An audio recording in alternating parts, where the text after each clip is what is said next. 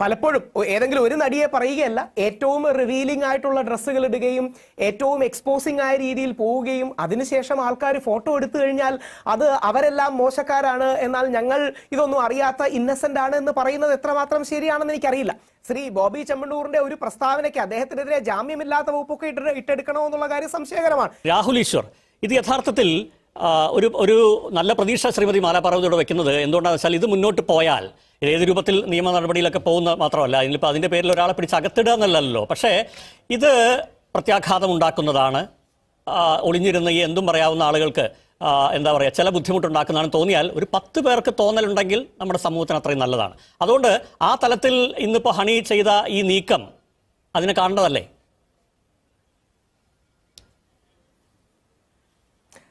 അയ്യപ്പദാസി, ശ്രീമതി മാലാ പാർവതി പറഞ്ഞ സ്പിരിറ്റ് വളരെ കറക്റ്റാണ്. ഒരു സ്ത്രീയെയും മോശം പറയരുത്. സോഷ്യൽ മീഡിയയിലൊക്കെ ഒരുപാട് ഞരമ്പ് രോഗികൾ, ഒരുപാട് ആഭാസ വർത്തമാനം പറയുന്ന ഒരു ചടങ്ങ് നമുക്ക് ഇടയിലുണ്ട്. അതുകൊണ്ട് അത് സംശയമൊന്നുമില്ല. ഹണിയുടെ ആദ്യ സിനിമ ബോയ് ഫ്രണ്ട് എൻ്റെ അടുത്ത സുഹൃത്ത് നാഷൊക്കെ അഭിനയിച്ചാണ്. അന്ന് മുതലേ ഹണിയെക്കുറിച്ച് വളരെ നല്ല കാര്യങ്ങൾ കേട്ടിട്ടുണ്ട്. പക്ഷേ ഒരു കാര്യം പറയാതിരിക്കാൻ വകുപ്പില്ല. കാരണം പലപ്പോഴും ഏതെങ്കിലും ഒരു നടിയെ പറയുകയല്ല, ഏറ്റവും റിവീലിംഗ് ആയിട്ടുള്ള ഡ്രസ്സുകൾ ഇടുകയും ഏറ്റവും എക്സ്പോസിംഗ് ആയ രീതിയിൽ പോവുകയും അതിനുശേഷം ആൾക്കാർ ഫോട്ടോ എടുത്തു കഴിഞ്ഞാൽ അത് അവരെല്ലാം മോശക്കാരാണ്, എന്നാൽ ഞങ്ങൾ ഇതൊന്നും അറിയാത്ത ഇന്നസെന്റ് ആണ് എന്ന് പറയുന്നത് എത്രമാത്രം ശരിയാണെന്ന് എനിക്കറിയില്ല.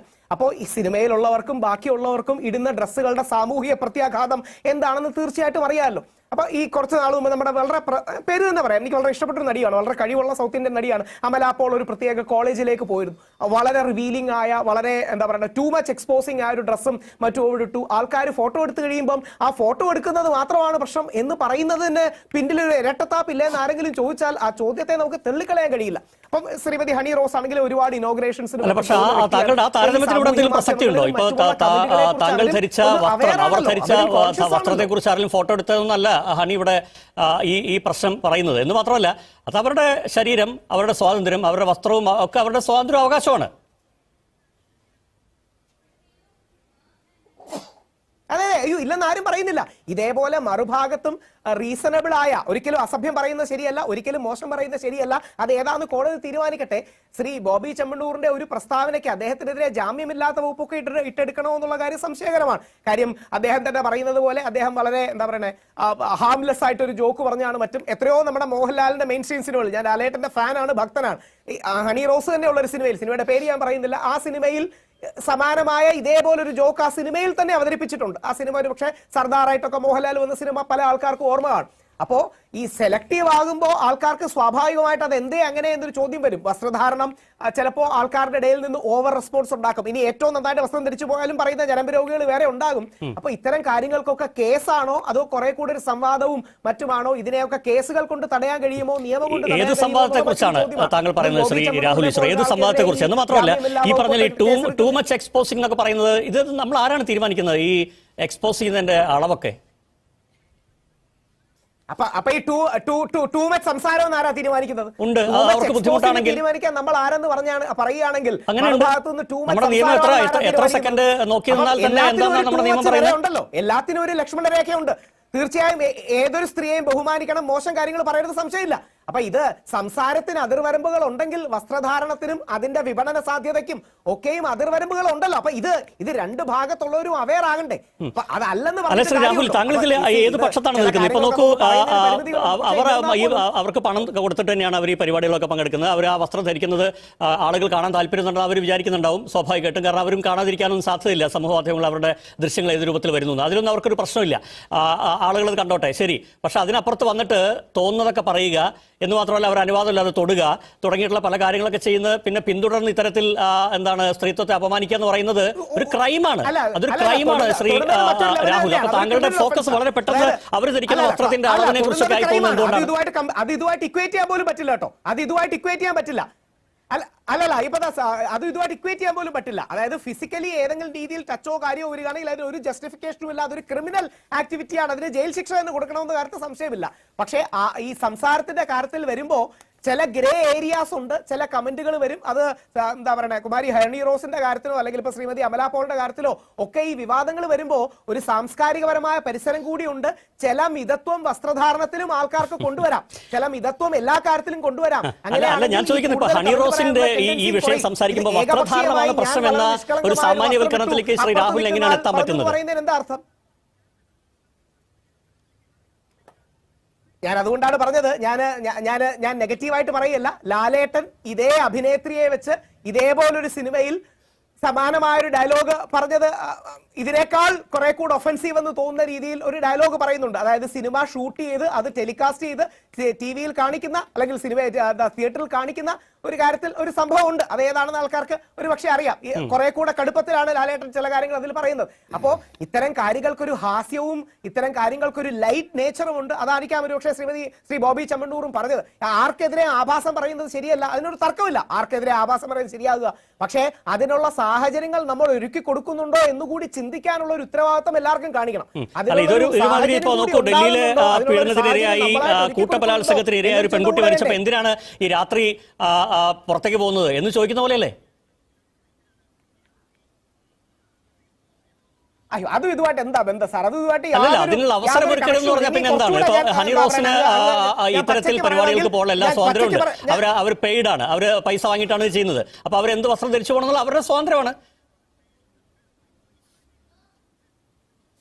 അയ്യോ അല്ല, ഇല്ലെന്നാരും പറയുന്നില്ല. പക്ഷെ അതിനെതിരെ ആഭാസം പറയുന്നത് ശരിയല്ല. പക്ഷേ ഇനി പേര് പറയണമെങ്കിൽ പേര് തന്നെ പറയാം. മോൺസ്റ്റർ എന്ന 2022 ഇറങ്ങിയ സിനിമയിൽ ഇതേ അഭിനേത്രിയുമായി ശ്രീ ലാലേട്ടൻ ഇതേപോലെ ഒരു കാറിന്റെ മുമ്പിലിരുന്ന് സമാന സ്വരത്തിലുള്ള ലൈംഗിക ചുവയുണ്ടെന്ന് പറയപ്പെടുന്ന സെക്ഷലി കളേർഡ് റിമാർക്ക് അങ്ങനെ പറയുന്നതും മറ്റും സംഭവിച്ചിട്ടുണ്ടെന്ന കാര്യത്തിൽ ഇതില്ല. അതുകൊണ്ട് ഈ ജാമ്യമില്ലാത്ത വകുപ്പൊന്നുമല്ല. വേണമെങ്കിൽ അദ്ദേഹത്തിനെതിരെ എന്താ പറയുക, ഒരു ഏതെങ്കിലും രീതിയിലുള്ള അദ്ദേഹത്തിന് ഇഷ്ടമല്ലെങ്കിൽ അതവര് അവരോട് തുറന്നു പറയാം, ഇത്തരം കാര്യങ്ങളിൽ നിന്ന് പിന്മാറണമെന്ന് പറയാം. ഈ ജാമ്യമില്ലാത്ത കേസൊക്കെ എടുക്കുകയും ഇത് കണ്ണടച്ച് നമ്മൾ ഇരുട്ടാക്കിക്കൊണ്ടൊരു സാധനം ചെയ്യരുത്.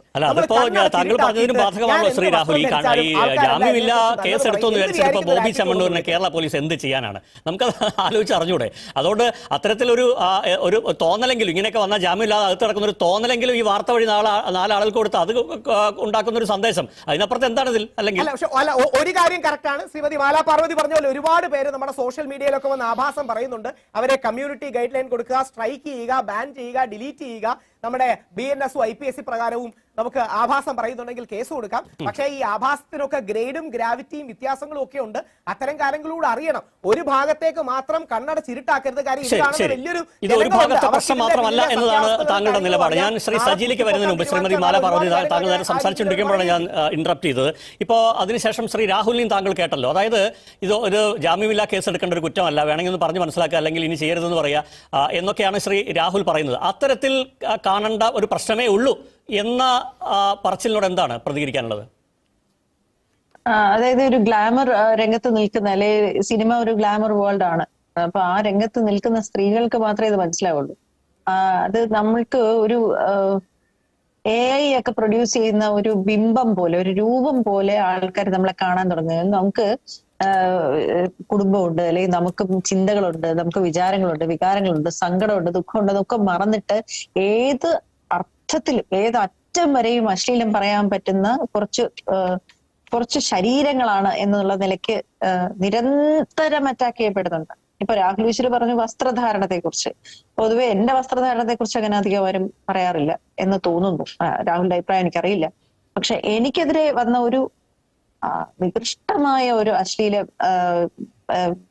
ഒരു മെസ്സേജ് ഒരു വീഡിയോയ്ക്ക് താഴെ വന്നത് ഞാൻ പരാതി കൊടുത്തു. കഴിഞ്ഞ ദിവസം 225/2024 എന്ന് പറയുന്ന ഞാൻ സൈബർ പോലീസ് സ്റ്റേഷനിൽ പോയി കേസ് രജിസ്റ്റർ ചെയ്ത് മജിസ്ട്രേറ്റിന് അടുത്ത് പോയി മൊഴിയും കൊടുത്തിട്ടിരിക്കുവാണ് കഴിഞ്ഞ ഡിസംബർ 28-ാം തീയതി.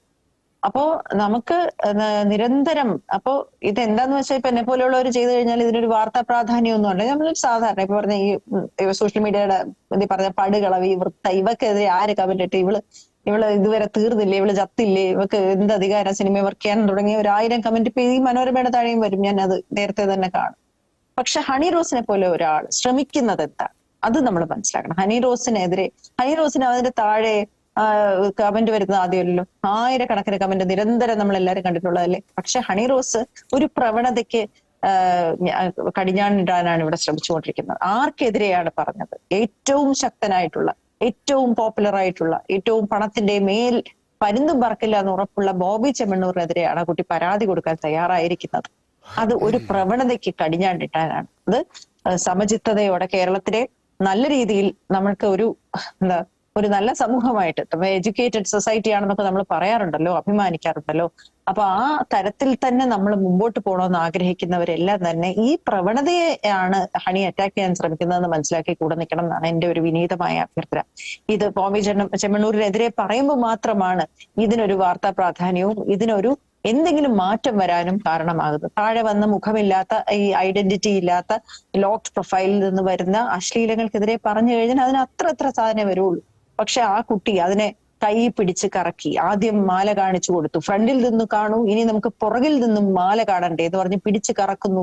അപ്പോ ഈ വസ്ത്രത്തെ കുറിച്ച് രാഹുൽ പറഞ്ഞു, നമ്മള് ഒരു വസ്ത്രം ഇട്ട് നമ്മളവിടെ പോകും, അതിനെ നമ്മൾ മൊബൈലിൽ പ്രത്യേക തരത്തിൽ സൂം ചെയ്ത് എടുക്കുമ്പോഴാണ് അതിന്റെ ഒരു പ്രത്യേക വൾഗാരിറ്റി നമുക്ക് ഫീൽ ചെയ്യുന്നത്. നേരെ കാണുമ്പോൾ അങ്ങനെ ഉണ്ടായിരുന്നു എന്ന് നമുക്ക് അറിഞ്ഞൂടാ, നമ്മളാരും നേരെ പോയി കണ്ടിട്ടില്ല. ക്യാമറയിൽ പകർത്തുമ്പോൾ പലതരത്തിൽ വീഡിയോ എടുക്കാൻ പറ്റും, നമ്മളൊക്കെ ഫിലിം മേക്കേഴ്സ് ആണല്ലോ. അപ്പൊ ആ തരത്തിൽ ഞാൻ പറയുവാണ്. അപ്പൊ ആ തരത്തിലൊക്കെ ആ കുട്ടിയെ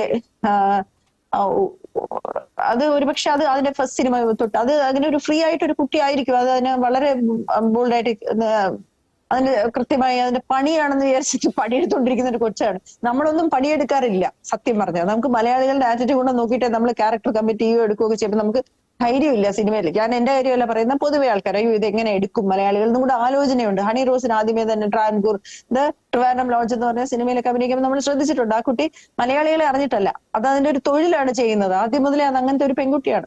അപ്പൊ അതുകൊണ്ട് സിനിമയിൽ ഒരു ഡയലോഗായിട്ട് അത് എതിർത്തെന്ന് വരില്ല. ശ്രീ മോഹൻലാൽ പറഞ്ഞു എന്ന് അദ്ദേഹം പറഞ്ഞത് സിനിമയിൽ ഒരു ഡയലോഗ് ആകുമ്പോൾ അത് പ്രൊഫഷണലായിട്ട് കാണുന്ന ഒരു കൊച്ചാണ്. ആ വിഷയം നടക്കുക, ഈ ഒരു ഉദ്ഘാടന ചടങ്ങിൽ പോലും ആ കുട്ടി ഉദ്ഘാടന ചടങ്ങിനെ അപമാനിക്കാതെ, അതിന്റെ താളം തെറ്റിക്കാതെ അവിടെ നിന്ന് അതിന്റെ ജോലി പൂർത്തിയാക്കിയ ഒരു കുട്ടിയാണ്. അതിന് വികാരങ്ങളില്ല, അത് സങ്കടം വന്നില്ല, അതുകൊണ്ട് ഉടഞ്ഞു പോയില്ല എന്ന് വിശ്വസിക്കരുത്. അത് പ്രൊഫഷണൽ ആയതുകൊണ്ടാണ് അത് അവിടെ നിന്ന് അതിന്റെ തൊഴിൽ തീർത്തിട്ട് പോയത്. അപ്പൊ ഈ പ്രവണതയാണ് ആ കുട്ടി ചോദ്യം ചെയ്യാൻ ശ്രമിക്കുന്നത്. ഞാൻ 100% ഹണി റോസിനൊപ്പമാണ്.